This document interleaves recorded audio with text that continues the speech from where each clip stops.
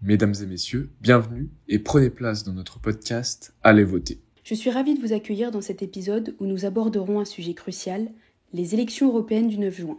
Permettez-moi de me présenter, je m'appelle Louisa Bernon et j'ai eu le privilège en février dernier de participer à un séminaire de presse au Parlement européen de Strasbourg, accompagné de mon camarade Mathieu Marchand. À travers ce podcast, nous souhaitons partager avec vous notre passion pour la démocratie européenne et vous encourager à exercer votre droit de vote lors des prochaines élections européennes.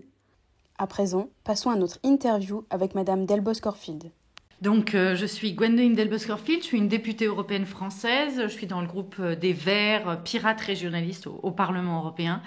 J'ai été conseillère municipale à Grenoble, conseillère régionale Rhône-Alpes. À l'époque, c'était encore Rhône-Alpes et pas Rhône-Alpes-Auvergne. Et au Parlement européen, je travaille sur un portefeuille qui est en gros un portefeuille de démocratie, de droits et de liberté, discrimination, égalité de genre, droits des femmes, avenir constitutionnel de l'Union européenne. Lors d'une conférence qu'on a eue hier avec vous, on a abordé la notion d'état de droit.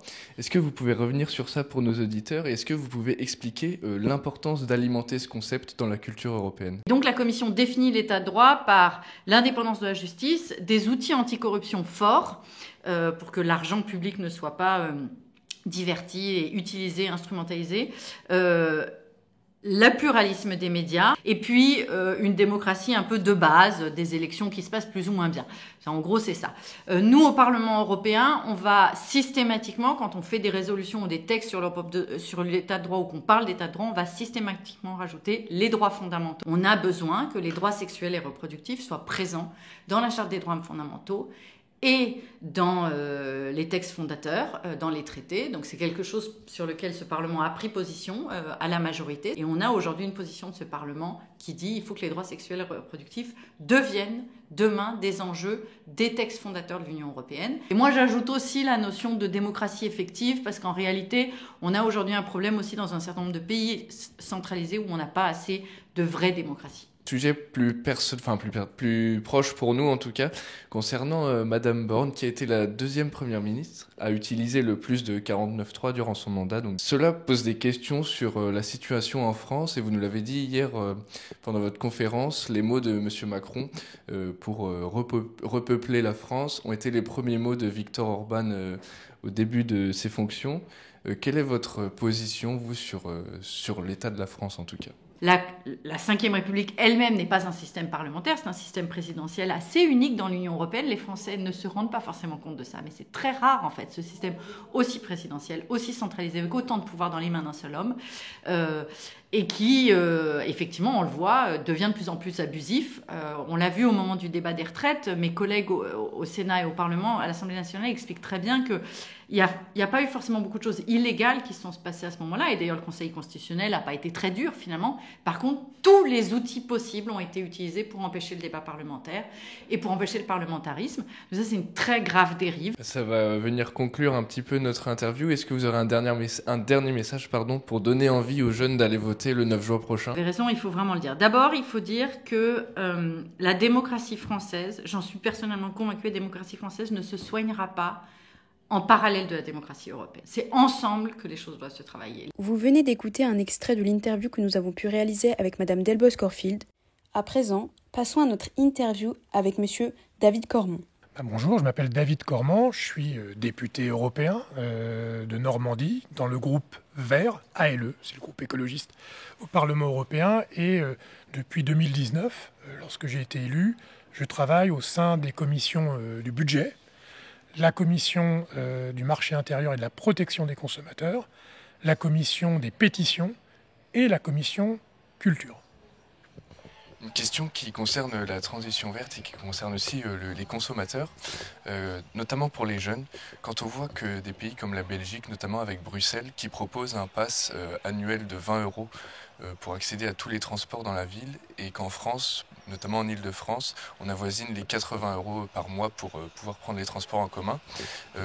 Que pensez-vous au sein de votre parti et est-ce que vous essayez d'agir ? Alors, l'Union européenne, elle a des responsabilités en matière de transport sur les standards, mais elle n'a pas la capacité d'imposer aux États ou aux collectivités locales sur la tarification des transports collectifs. C'est vraiment une compétence pour l'Île-de-France, qui est très régional. Ceci dit, nous on propose, les Verts, d'avoir un ticket, une sorte de ticket climat, qui soit un ticket très bon marché pour permettre notamment aux jeunes de pouvoir voyager partout en Europe avec un abonnement spécifique. Et je vous laisse à présent écouter quelques extraits des débats au sein de l'hémicycle. Et la parole est à Madame Annika Bruna. Je tenais à commencer cette intervention en soulignant certaines améliorations par rapport au texte des années précédentes.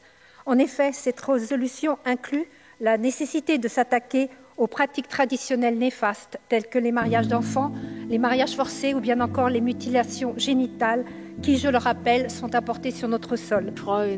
Wenn wir weniger darüber reden würden, wie schlimm Rassismus ist und mehr Zeit dafür. Ce qu'il faut, c'est une volonté politique pour, entre autres, progresser sur le pilier des droits sociaux. On peut donner un ton féministe et avoir un budget de l'Union européenne qui inclut véritablement la perspective de genre. Protect every individual's right to be who they are. Credere esattamente come desidera nel rispetto di altre persone che. Et bien entendu, il faut tenir compte du sort des femmes dans les zones de guerre, notamment les femmes palestiniennes qui sont en permanence menacées par la destruction de leur foyer.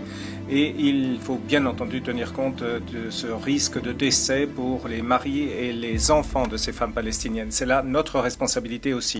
Après avoir écouté attentivement ces enregistrements de l'hémicycle, permettez-moi de vous expliquer ce qu'est une session plénière. C'est un moment crucial où tous les membres du Parlement européen se réunissent pour débattre et voter sur des propositions législatives ainsi que sur des questions d'actualité qui façonnent l'avenir de l'Union européenne. Vous aurez également remarqué que les discours prononcés dans l'hémicycle ne se limitaient pas à une seule langue. Cette diversité linguistique illustre parfaitement le principe fondamental de l'Union européenne, l'union dans la diversité. Et c'est Madame Delbos-Corfield qui va venir conclure ce podcast. Quand la jeunesse européenne travaille ensemble, quand la société civile européenne travaille ensemble, quand les féministes européennes travaillent ensemble, on fait en général des choses assez formidables. Donc, n'oubliez pas, votre voix compte, votez aux élections européennes du 9 juin.